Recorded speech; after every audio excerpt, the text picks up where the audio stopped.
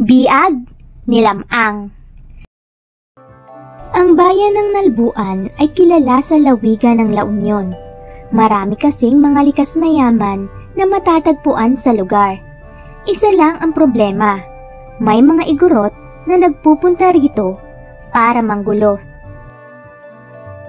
Sa Nalbuan nakatira ang mag-asawang Don Juan at Namongan. Malapit nang magsilang si Namongan nang magpunta sa bundok ang lalaki.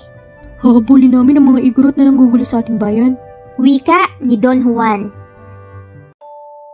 Nasa bundok pa si Don Juan nang magsilang si Namongan. Nagulat ang lahat nang biglang magsalita ang sanggol. Lamang ang ipangalan niyo sa akin, ang sabi nito. Hinahanap ni Lamang si Don Juan. Sinabi ni Namongan na nasa bundok ito. Nang magsiyam na buwan ang edad ni Lamang ay nagpasya siya. Susundan ko si ama sa bundok, wika ni Lamang. Napagod si Lamang kaya nakatulog. Nanaginip siyang ipinagdiriwang daw ng mga igorot ang pagkakapatay sa kanyang ama. Bigla siyang nagising. Galit na galit siya. Sinugod niya ang kuta ng mga igorot. Tama ang kanyang panaginip. Pinatay ng mga igorot si Don Juan. Anong ginawa niyo sa aking ama? Pagbabayaran niyo ito! Sa tindi ng kanyang galit ay madali niyang natalo ang mga igorot. Matapos matalo ang mga igorot ay bumalik ng Nalbuan si Lamang. Nakita siya ng mga kaibigan bago tumawid ng ilog ang burayan. Lamang, paliliguan ka namin, ang wika ng isang dalaga. Sa dami ng libag mo Lamang ay nangitim ang tubig ng ilog ng amburayan. Naku, sobrang baho naman ang libag mo. Ang sambit ng isang babae. Tingnan mo, nangamatay tuloy ang mga isda sa ilog. Wika ng isa pa. Lumipas ang panahon, naging tanyag si Lamang dahil sa kanyang kakaibang lakas. Nang magbinata siya, ay nakilala niya si Ines Canoyan. Isusama ko kayo ni Puting Tandang, kaibigang aso.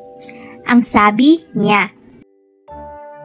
Dinatna nila ang napakaraming manliligaw ni Ines sa bakura ng bahay nito. Tumilaok ka, Puting Tandang. Utos niya sa alagang manok. Nang tumilaok ang manok, ay nabuwal ang bahay ni na Ines. Tumahol ka. Utos niya sa alagang aso. Tumalima naman ang aso. Tumahol ito. Bumalik sa dati ang bahay na natumba. Iniibigan ni Lamang, Ines, ang sabi ng tandang. Tinatanggap mo ba siya? Wika ng aso. Kung matutumbasan niya ang kayamanan namin, ani ni Ines. Ngayon din ay uuwi ako. Pagbalik ko ay dala ko na ang kayamanan. Tinawag ni Lamang ang kanyang mga alaga. Tayo na tandang, tayo na aso. Nang bumalik si Lamang sa bayan ni na Ines, ay may dala siyang mga ginto. Ang mga gintong ito ay lampas pa sa aming kayamanan. Ang wika ng ama ni Ines, kaya pinayagan nitong makasal si Lamang kay Ines. Naging masaya sina Lamang at Ines. Mabait at responsable si Lamang. Mapagmahal naman at malambing si Ines. Kinaiinggitan ang ganda ng kanilang pagsasama. May kaugalian silang sinusunod. Ang bawat lalaki ay kailangang pumalaot sa karagatan. Manghuhuli sila ng rarang, isang uri ng isda. Kinakabahan ako. Baka makagat ako ng berkahan. Ani ni Lamang. Araw ng pag-alis ni Lamang, inihatid siya ni Ines. Mag-iingat ka, ang paalala ng babae. Kumaway pa si Lamang kay Ines bago tuluyang pumalaot sa dagat upang maghanap ng isdang rarang. Kinakabahan si Lamang, ngunit wala siyang magagawa. Kailangan tuparin niya ang kaugalian ng mga ninuno. Gaya ng pangamba ay nakasagupa ni Lamang ang berkahan. Namatay siya. Naghintay si Ines sa pagdating ni Lamang. Ngunit nabigo siya. May kutob akong may masamang nangyari kay Lamang. Ang sabi ni Ines sa kanyang ama. Pasundan natin siya sa laot.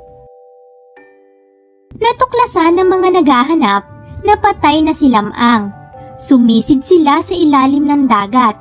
Inipon nila ang mga buto ni Lamang para iuwi kay Ines. Pinigil ni Ines ang luha nang ibigay sa kanya ang buto ni Lamang.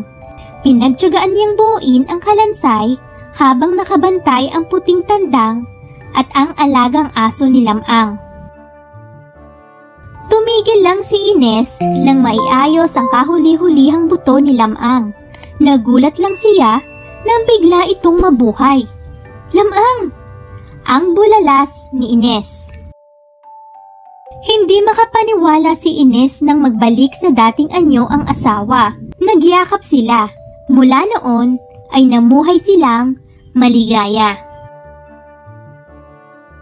Thank you for watching. Please subscribe.